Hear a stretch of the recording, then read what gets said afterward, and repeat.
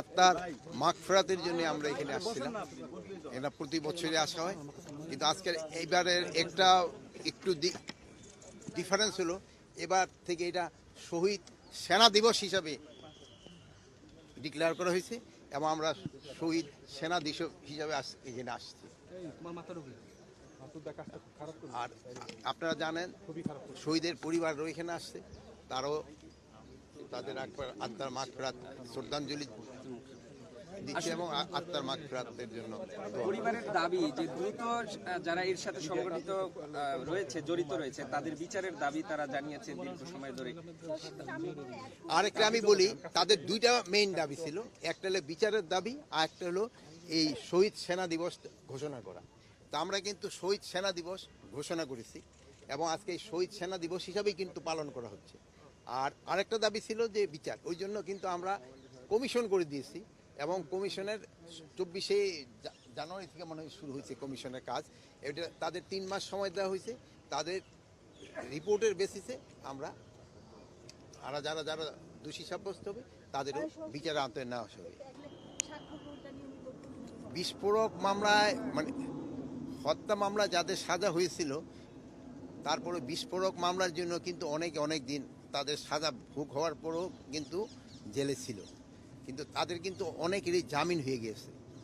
এখন আরও যদি এরকম থাকে, কোর্ট বসলে, এটা দেখতে তো আমাদের হাতে না, এরা সম্মানীয় কোর্ট যদি তাদের জামিন দিয়ে দেয়, জামিন দিয়ে দিবে তাদের। স্যার, গত 15 বছরে আওয়ামী লীগ কেন এই দিবসটিকে শহীদ সেনা দিবস হিসেবে ঘোষণা করতে পারেনি?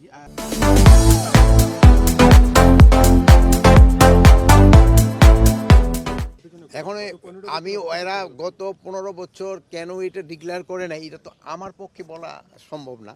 আর 2 নাম্বার যে সঠিক বিচার যেন হয়, এই জন্যই কিন্তু একটা তদন্ত কমিশন গঠন করে। এটা কিন্তু কমিশন মানে না, ইনকোয়ারি কমিটি না, তদন্ত কমিশন গঠন করা হয়েছে এবং তাদের দেখবেন তাদের মর্যাদাও দিয়ে দিছে, যে সেরে অ্যাপিলেট ডিভিশনের জাজের মর্যাদা দেওয়া হয়েছে যে প্রধান, আর অন্যান্যদের কিন্তু হাইকোর্টের জাজদেরও মর্যাদা তাদের দেওয়া হয়েছে এগুলি করার জন্য। এই জন্য একটা যেন সঠিক হয়, এটা কমিশনটা যেন সঠিকভাবে কাজ করেন এবং যারা দোষী তাদের যেন তারা ভালোভাবে করতে পারে, এই জন্য কিন্তু এটা করা হয়েছে এবং তারা তাদের রিকমেন্ডেশনের উপরে বেস করে আমরা পরবর্তী অ্যাকশনটা নিব।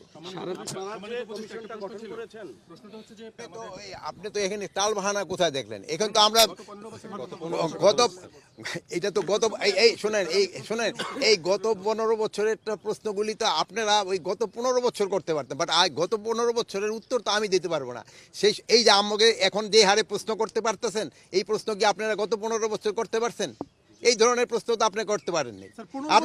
আপনারা শোনেন, আমি বলি, আপনারা তখন স্বাধীনভাবে আমাদের যে কোনো ধরনের প্রশ্ন করতে পারেন।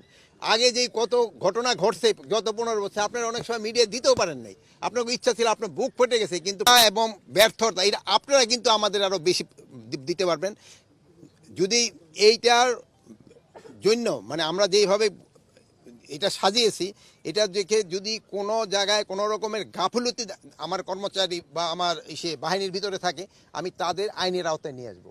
এখানে কাউকেই ছাড় দেওয়া হবে না, কাউকেই কোনো, এইটা পুলিশ হোক, বিডিআর হোক, র্যাব হোক, তারপরে আনসার হোক বা কারা হোক, যারা এইটা মানে ঠিকমতো তাদের কাজ যদি কেউ না করে, তাদের আমরা আইনের আওতায় নিয়ে আসবো। এই সকাল পর্যন্ত আপডেটটা তো আমি ভাবছি আপনারা দিবেন, কিন্তু যেহেতু আপনারা সারা রাত রয়েছেন, আমার মনে হয় আল্লাহ দিলে অনেকটা ভালো। বনশ্রীতে গত রাতে আগের রাত্রে হয়েছে, গত রাতে আমি এটা অবশ্য জানি না গত রাতে হয়েছে কিনা। হয় কি, আপনারা কারেক্ট রিপোর্টটা দিবেন, আমাকে অনুরোধ করছি দেবেন। আগে আপনারা অনেক সময় অনেক সংবাদ দিতে পারেন নাই, বাট আপনারা এখন সংবাদ দেন, যেটা সত্যি সংবাদ ওটা দেন। অনেক সময় দেখান যে অনেক সময় কিন্তু সংবাদটা একটু এক্সাজারেট হয়ে যায়, এটা যেন না হয়। এটা হলে হয় কি, মানুষের পারসেপশনটা চেঞ্জ হয়। আমি আপনাদের কাছে অনুরোধ করব, আপনারা সত্যি সংবাদ দেন এবং এই সত্যি সংবাদের বেস করে দেখেন আপনারা আমরা অ্যাকশন নেই কিনা। আপনারা যেমন ওই যে কী বলে যুগান্তর কিন্তু 2 এসপি সম্বন্ধে লেখার পরে আমরা কিন্তু সাথে সাথে তাদের অ্যাকশন নিয়েছি। আপনারা এরকম কারেক্ট অ্যাকশন সংবাদ আমাদের পরিবেশন করেন, আমরা অবশ্যই